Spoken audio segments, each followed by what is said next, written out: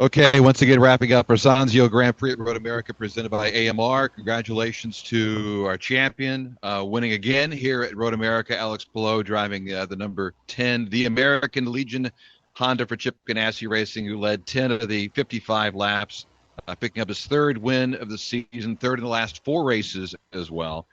Seventh career win, and you might have seen the celebration down at Victory Lane. 250th overall win for Chip Ganassi Racing as an organization. Alex, congratulations. Thank you. You kind of made it look easy. I'm sure it wasn't, though. It wasn't. It wasn't. I mean, it was great to start up there, saving a bit of fuel at the beginning. I think everybody was on the same situation, but then everything started moving a lot with those cautions.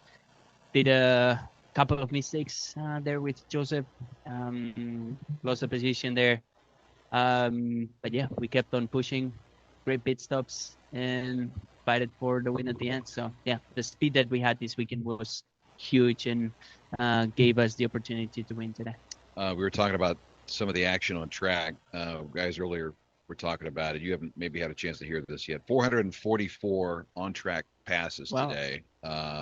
386 were for position. Wow. 110 in the top 10, 32 in the top 5.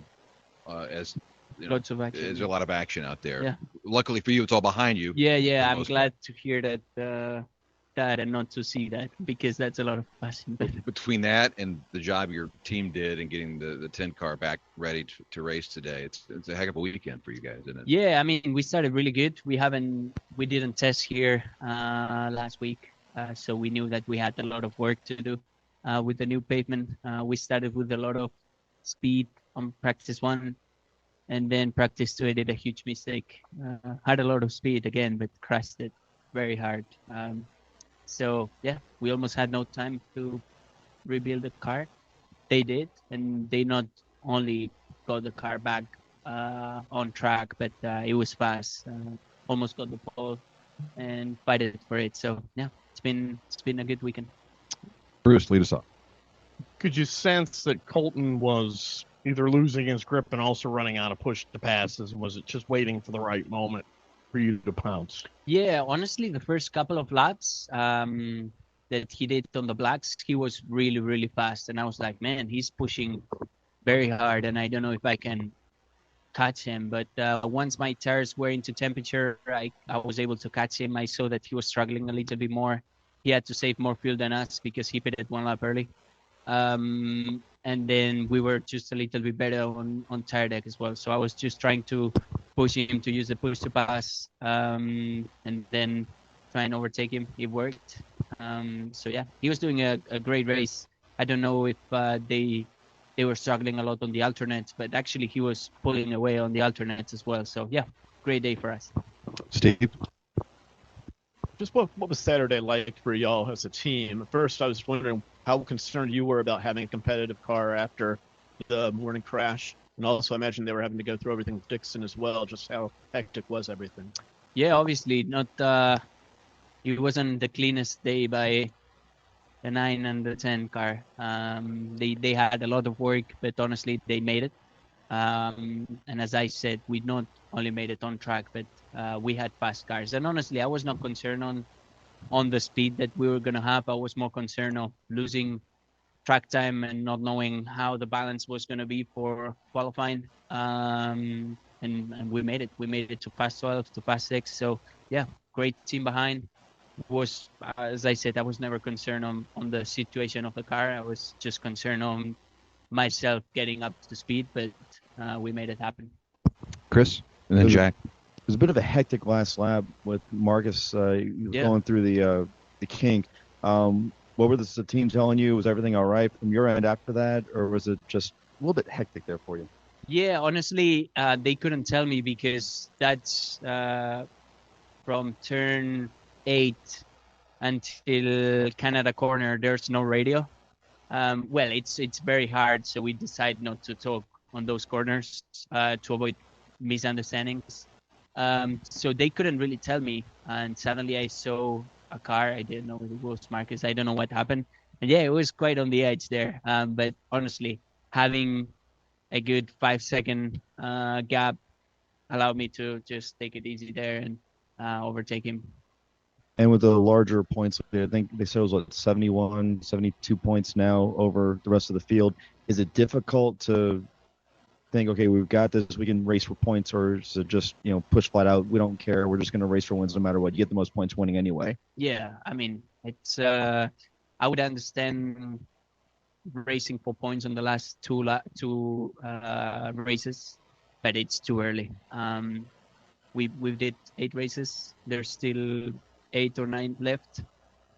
So yeah, so I mean, somebody else can do the same amount of points that we did, or even more, with the races that we have less. So yeah, we're gonna focus on scoring wins, because that's the way that we can score more points, and that's the best way. And honestly, there's some races coming up now that are still really good for us, and that we know that we're gonna have a car, and my confidence to fight for wins.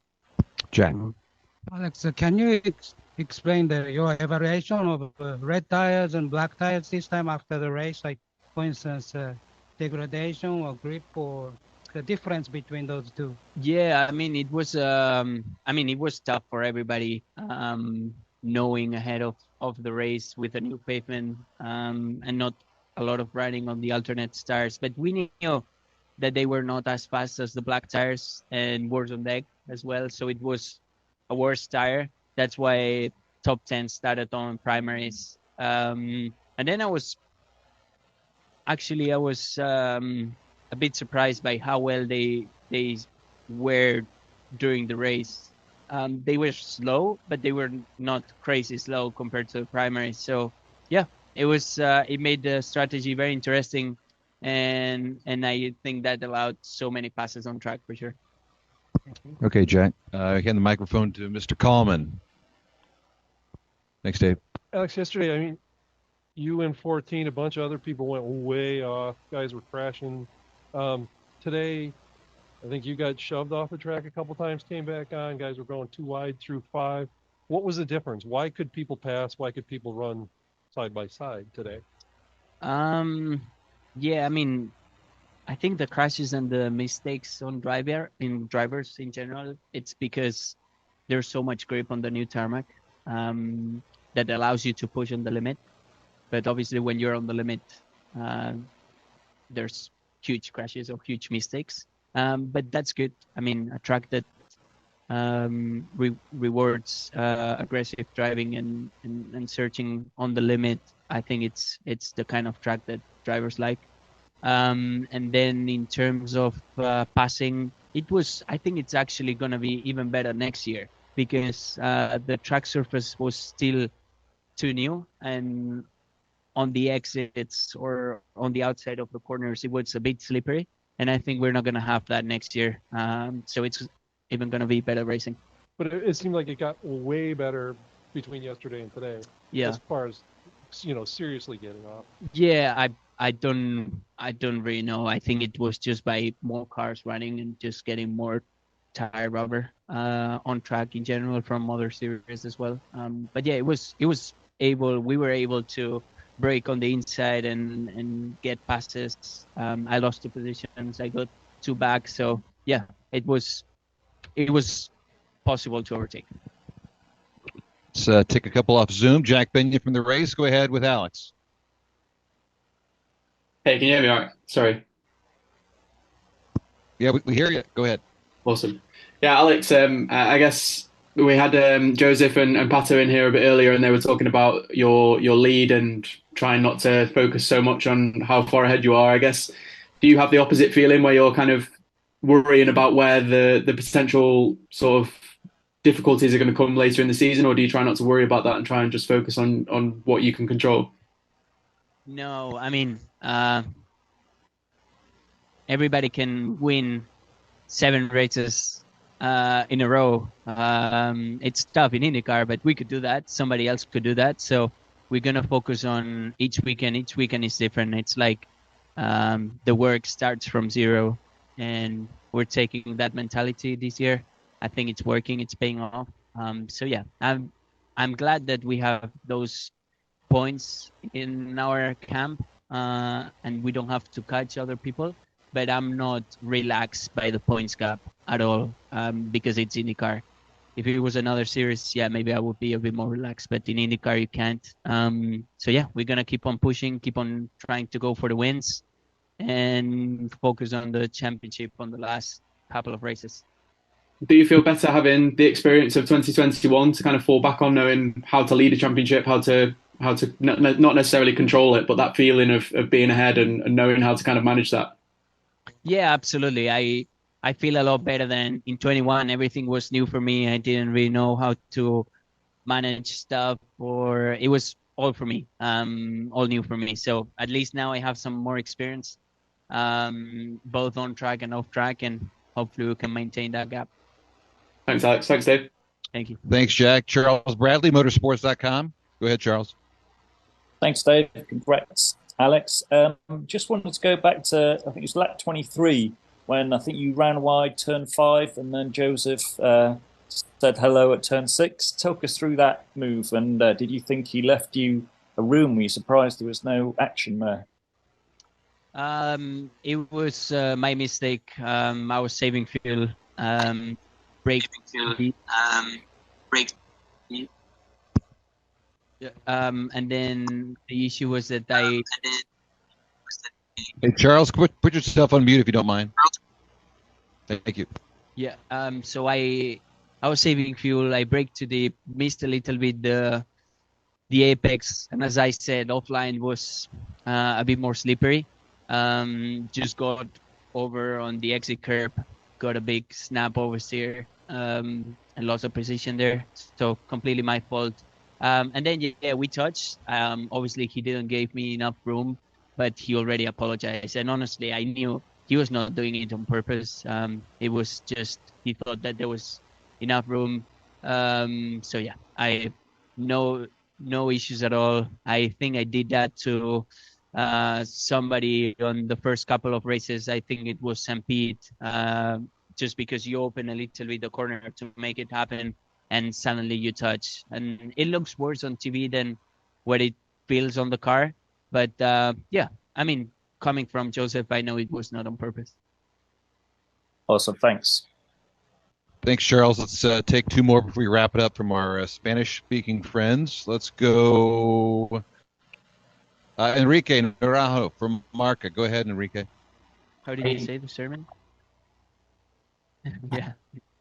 Yeah, kind of. Hi Dave, hi Alex, enhorabuena, felicidades. Veo que sigue la racha, así que fantástico.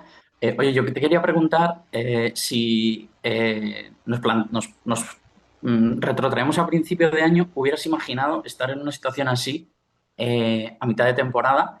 Me imagino que me vas a decir que no, pero bueno, te hago la pregunta y también por qué ha cambiado o qué ha pasado para que a estas alturas de temporada tengas pues 74 puntos de diferencia, que es una pasada. No, obviamente no me lo habría creído. Me habría gustado y habría dicho, no, hombre, eso no es posible.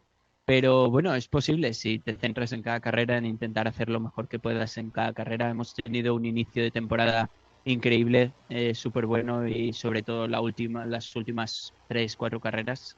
Así que intentaremos seguir así porque se puede, es posible, es difícil, pero se puede. Así que nada, ¿qué ha cambiado? Experiencia, yo creo. En 2021 al final aún nos estábamos aprendiendo pistas, ahora tenemos mucha más experiencia, más confianza con el equipo, con el coche, conmigo mismo. Así que creo que todo viene de la experiencia y del trabajo. Estamos trabajando siempre fuerte para intentar mejorar esos puntos débiles que aún tenemos. Thanks, Dave. Gracias, Alex. Enhorabuena. Gracias, Enrique. How was that? Yeah, Enrique is good. It's the surname that you need. Okay, we'll work on it. How about Martín Benavides from Pit Lane, España? Go ahead. Thanks, Dave. Hola, Alex. Durante toda la carrera de hoy se te ha visto muy cómodo, gestionando, manteniéndote ahí en un segundo lugar, digamos, para atacar al final. ¿Es algo que ya habías hablado previamente con tu equipo o lo decidiste según veías cómo transcurría la carrera? No, la verdad que eso aquí en IndyCar es muy difícil intentar planear a ver cómo va a ir. Era dependiendo de cómo fuera Colton. Si él iba a tirar, intentaríamos tirar, intentar adelantarlo.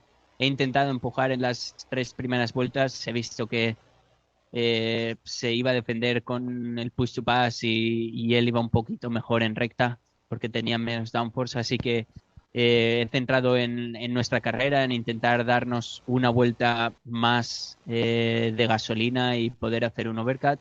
Pero bueno, luego las amarillas nos han puesto a todos en el mismo lugar, así que nada, depende siempre de lo que estén haciendo los otros pilotos con los que luchamos y de nuestra velocidad. Hoy, como teníamos un poco más, pues podíamos pues guardar un poquito más de neumáticos y de gasolina y empujar al final. Muchas gracias y enhorabuena. Thanks, David. Gracias, Martin. One more in person. We'll wrap it up. Go ahead, Patrick. Alex, in light of the previous two questions being in Spanish, do you feel like you are getting the coverage you should be getting from the Spanish-speaking world? And you know, we don't see a whole lot of Spanish-speaking reporters here in person. You seem? I feel like you deserve more coverage in that arena, or do I just not see it? I mean, I think I get the coverage from like the specialized media, which is Enrique is always here, and there's some other people that they are always here and following us. But yeah, in general, obviously there's not a big interest. I said that always.